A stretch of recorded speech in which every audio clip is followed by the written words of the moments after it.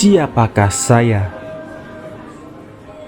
Belum lama berselang di hadapan mahasiswa-mahasiswa Fakultas Sastra UI telah diputar sebuah film Cekoslovakia, dan penunggang kuda kelima adalah ketakutan. Film ini adalah kisah tentang manusia dan ketakutannya. Lalu bagaimana akhirnya ia menemukan dirinya dan mengalahkan ketakutan. Musik, pengambilan tema maupun suasana film ini sedemikian rupa sehingga mencekam hati manusia.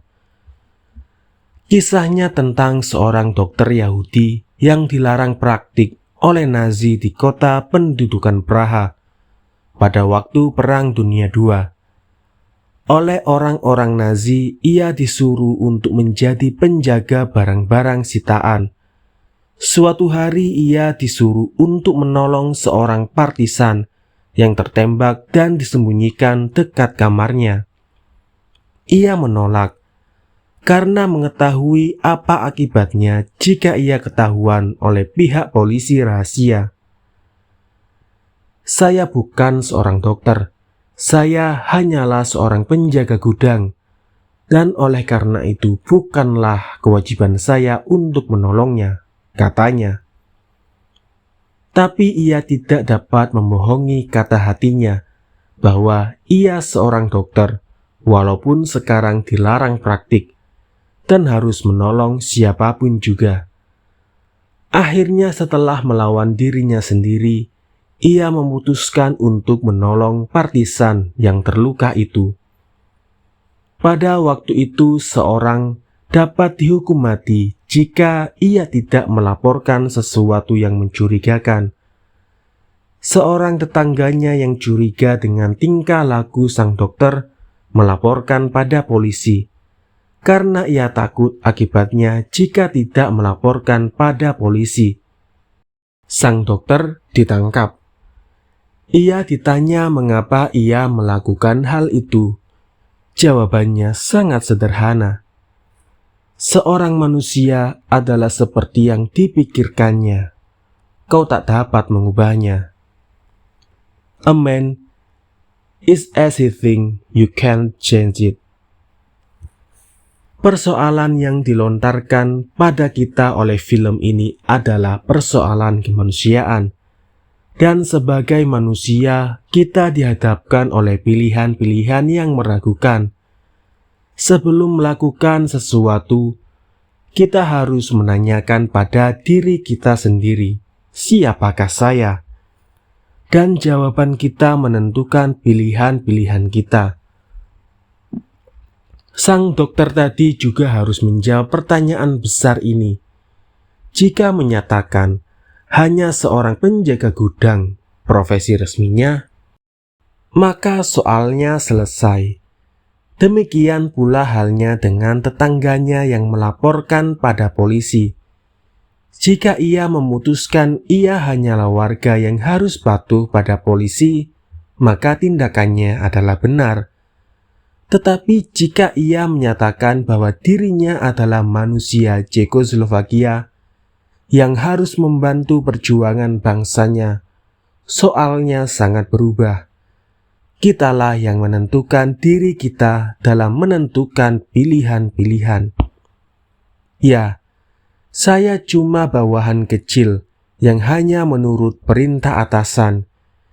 Jika atasan saya bilang X, maka saya harus patuh, kata seorang pembantu letnan pada seorang dosen UI ketika ditanyakan mengapa ia mau melakukan perintah yang jelas-jelas merupakan tindakan manipulasi.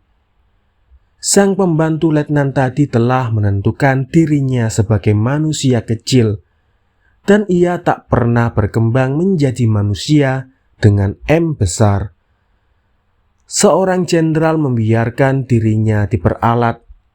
Seorang pedagang besar, katakanlah diangkat sebagai presiden direktur boneka, biasanya berkata, gaji saya tidak cukup, dan anak saya banyak.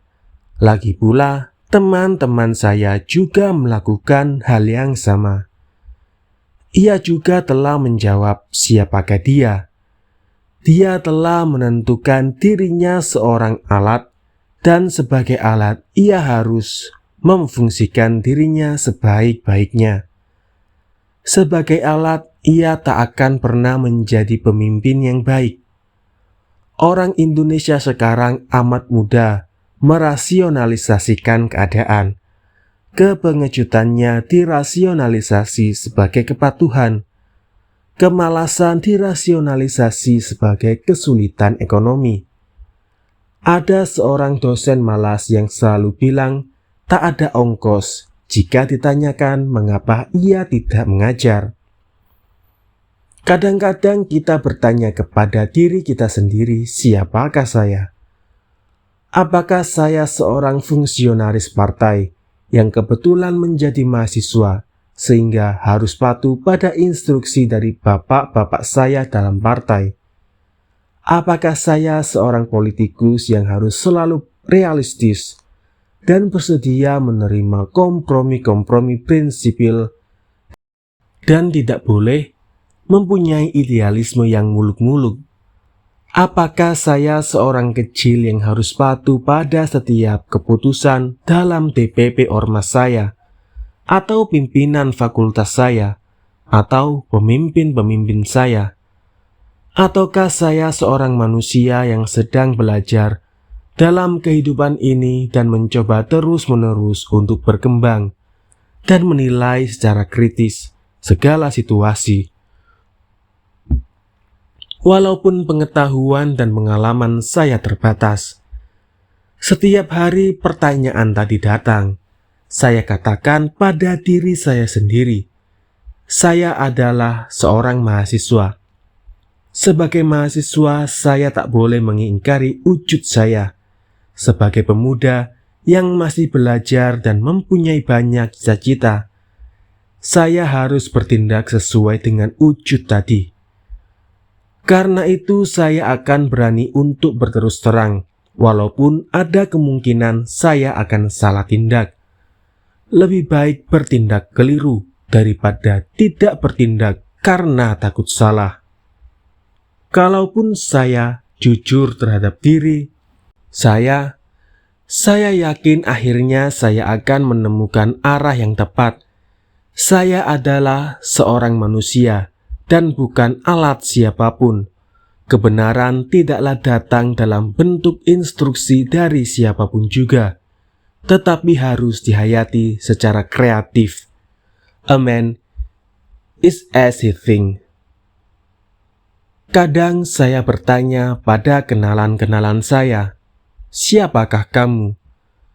Seorang tokoh mahasiswa menjawab, saya adalah antek partai saya. Kebenaran ditentukan oleh DPP partai.